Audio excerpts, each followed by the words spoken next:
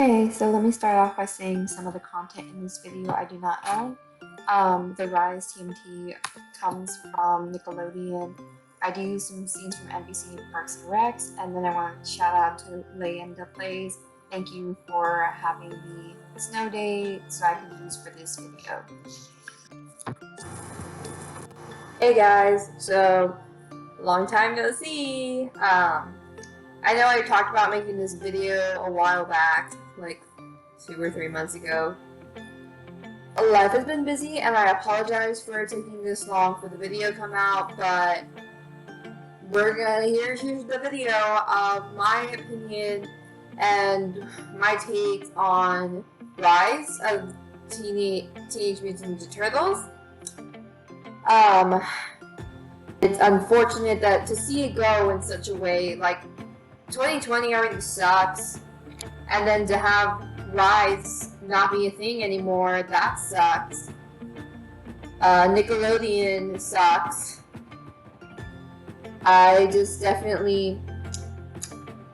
There's some stuff we gotta talk about, guys, because in this video I want to touch up more on how I feel like Nickelodeon has set up this show for failure. And this is theories or thoughts or things that have been noticed by other Rise of TMNT fans, especially on Twitter. They themselves have come out and talked about that they noticed these things about the way Nickelodeon treated Rise. And other things are things that I noticed, and I just wanted to say and put it out there.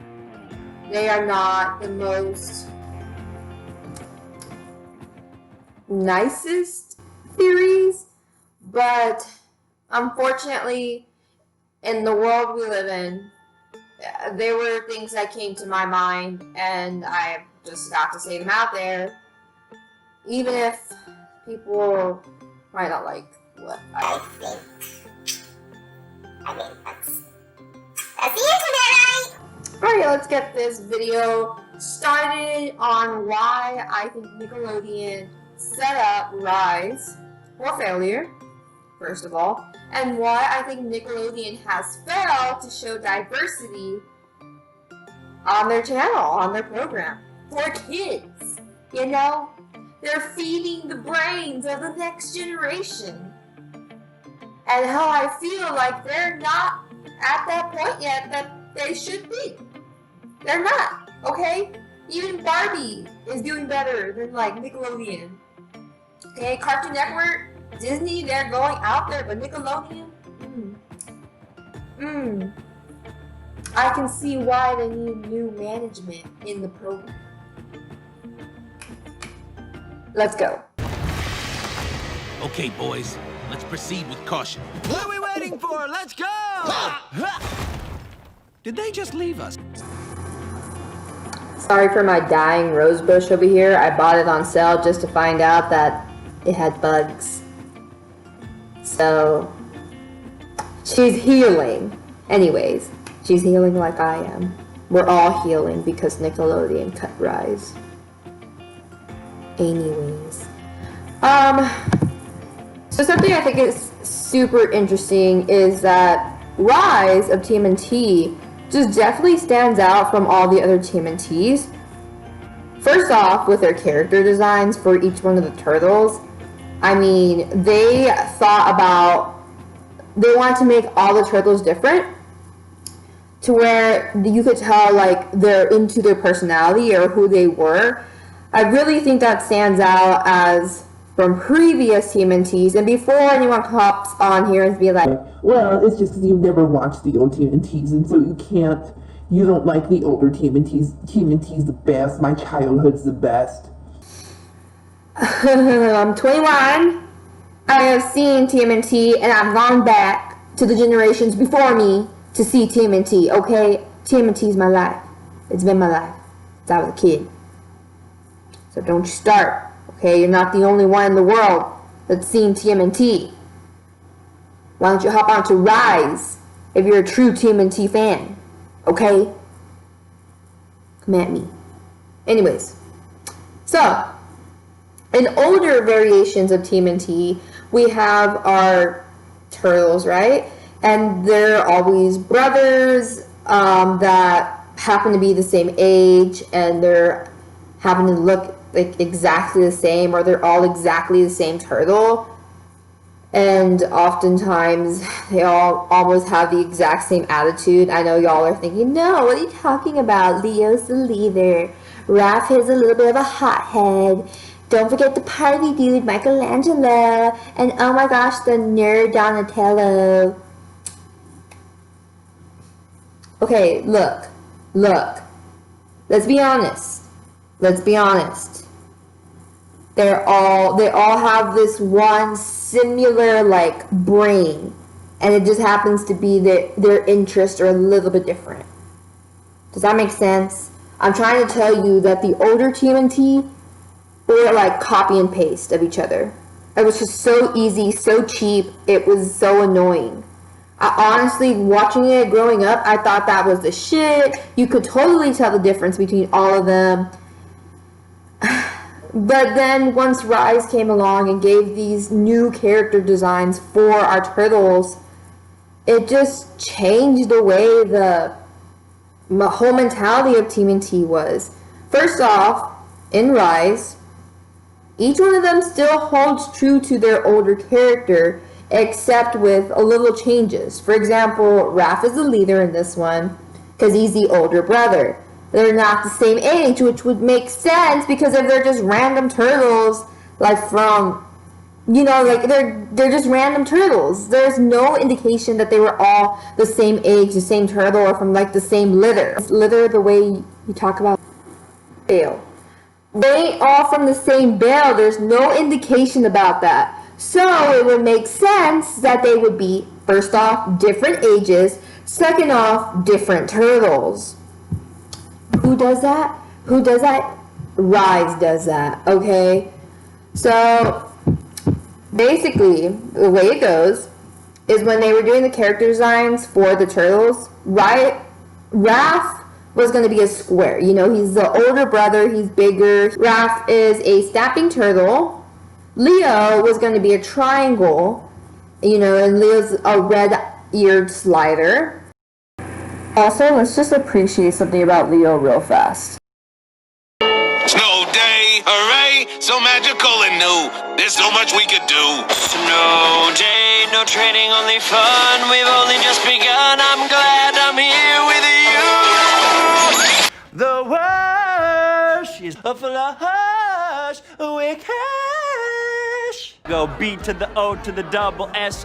Do what he say and you'll be successful. Ricka, ricka, ricka, ricka. Ha, ha, ha, ha, ha. Swan song. Mikey is an ornate box turtle, and for Mikey, they actually, like, his character design was a circle. And then, of course, we have Donnie, who personally is my favorite. Honestly, I think for all RISE fans, Donnie just steals the cake. We'll talk about that later.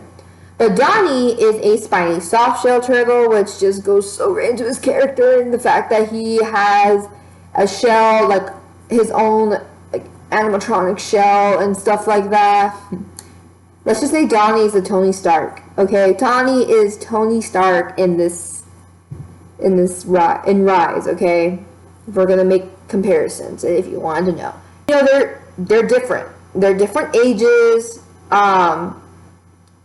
Leo and Donnie are twins, which interesting. And then, of course, Mikey is the youngest. So there's the variety in the turtles there, the difference. And that difference just makes the show so much better. It makes the turtle and their characters so much better. Now, going back to Raph as leader in RISE, I think it's interesting to have that because in older TMNT, it's always this competition between Leo and Raph on like who deserves to be top dog, who deserves to be leader, who deserves to be head honcho or whatever. Like, okay, get it. This is some Animal Kingdom shit, but If that was the case, you would see the exact same thing between the other two brothers, okay? Because they're all teenagers. Also, let me emphasize on that. They're all teenagers. They're all teenagers. And now let the TMNT turtles be freaking teenagers. Okay? Older versions, now that I go back to them, I'm like, who the hell? What the heck? These ain't no teenagers. Freaking Batman. they're all freaking. Batman wannabe. Another thing we need to talk about, this animation of Rise. Oh my goodness, they just put so much love into this. So much love! Just for Nick to be like, cut it. He's just done a really good job of that. And they've done a really good job of creating new characters into the storyboard. I'm so tired of old characters being reused again and again and again and again and again and again and again and again and again and again. Think, well, I just want my old characters. There is the Shredder. The Shredder is in there. However, spoiler alert, Shredder is a demon. No, he's not like in the other ones where he's just a person that's loco or, yeah, other things. But there's a Shredder. I mean, there has to be Shredder. I feel like there always has to be Shredder. April O'Neil. Yes, I love April O'Neil so much in this. And I know what you're thinking. You're probably like, you like her because she's a minority. I mean, that too. But if we're going to go off that, let's think about it. So Disney announced a while back that they were going to have Ariel be played by an African American. Support of this decision, and we had not supporting of decision. RISE of TMNT is the first to change the character of somebody who was traditionally Caucasian to somebody that is a minority and specifically African American. I also think it's interesting that April originally was supposed to be an Asian woman in the Mirage comics. However, at some point during the publication, she ended up becoming a Caucasian woman. I definitely think Rise made me feel a little bit better after I watched a short that Nickelodeon released with TMNT. If you haven't seen this short, basically in this short film, Donnie is able to create a device that changes the turtles into humans. And they would be turned into humans that they would visualize themselves as. If you go watch this short film, you will notice that none of them get changed into people of minority. And this definitely was the first thing I noticed, because after watching Rise, I just felt so much representation, I felt so much diversity, and even in the voice actors for the turtles, there's diversity. So to go and see this short film, to compare the short film to Rise, I definitely felt a little bit sad, only because in New York City, raised by Japanese martial artists and all of that, they would want to be white characters is what I took away from that. And I'm pretty sure other minority children might look at it and see the exact same thing and think, wow, if the turtles could be any race, they would be Caucasians, even though they come from Japanese heritage. Even though their father figure is from Japanese heritage. Even though they live in New York, which is supposed to be like pretty diverse of representation. Ouch. That hurts. That hurts, Nickelodeon. Thanks. You definitely put the hammer to the nail on that one. Hey, sorry, I had to go to work, but let's continue. Before we move on to my next topic, I also would like to say I really love April in Rise of TMNT because she is the woman figure that I strive to be. Okay? I'm not into the whole damsel in distress that we get from the other Aprils. I'm not into the whole storyline of April having to fall in love with somebody. I'm not into the whole storyline of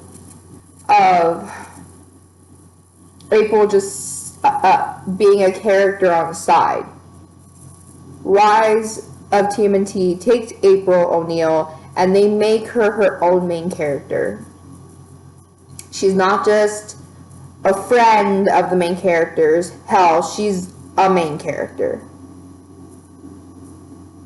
Rise has taken the time to make April O'Neil an actual wonderful demonstration for women and for girls to look up to.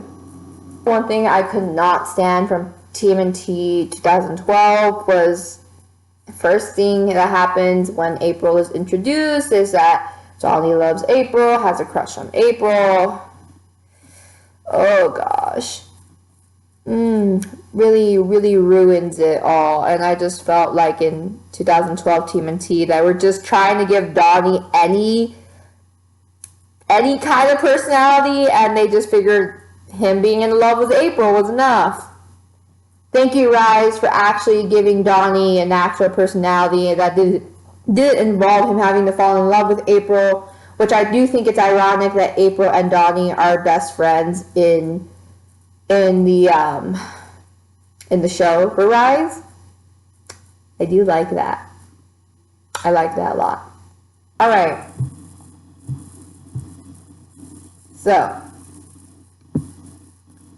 Nickelodeon, you set up Rise for failure. TMNT first aired on the Nickelodeon app before they even aired on TV.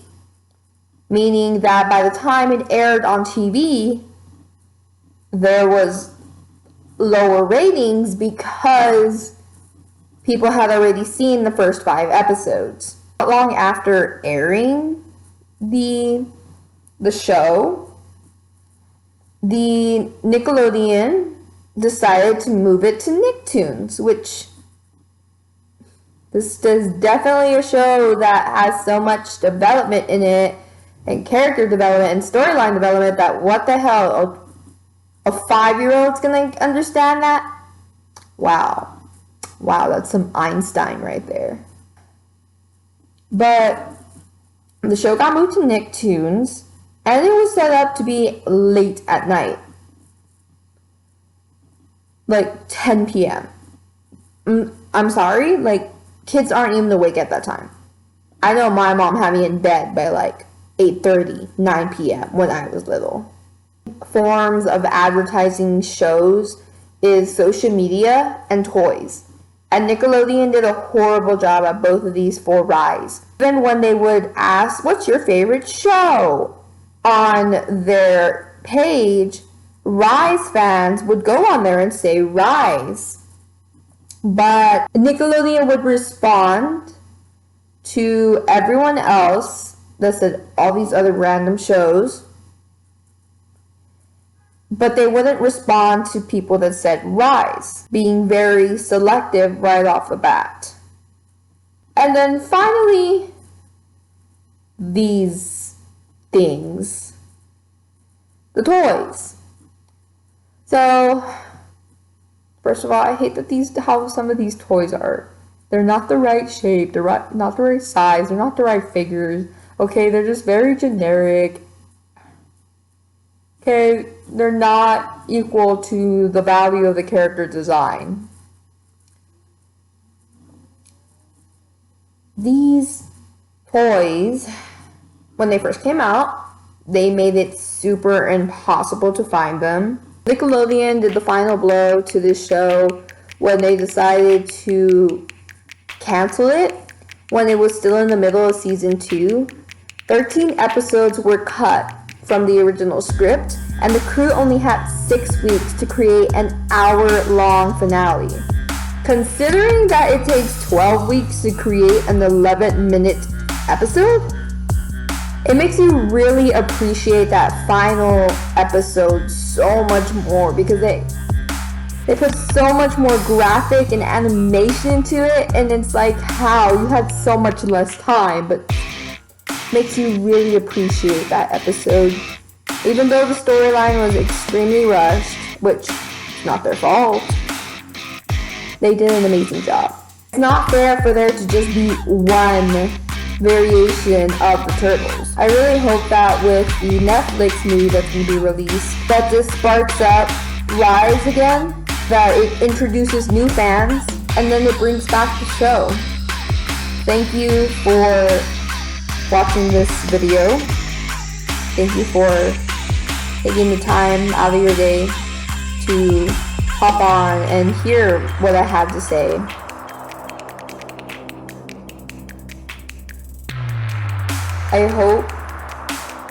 I really do hope that Rise will rise again with its diversity, representation, its perfect example for how girls should grow up to be. Thank you to the creators of Rise. You created a masterpiece that unfortunately we weren't ready for. Y'all stay cool.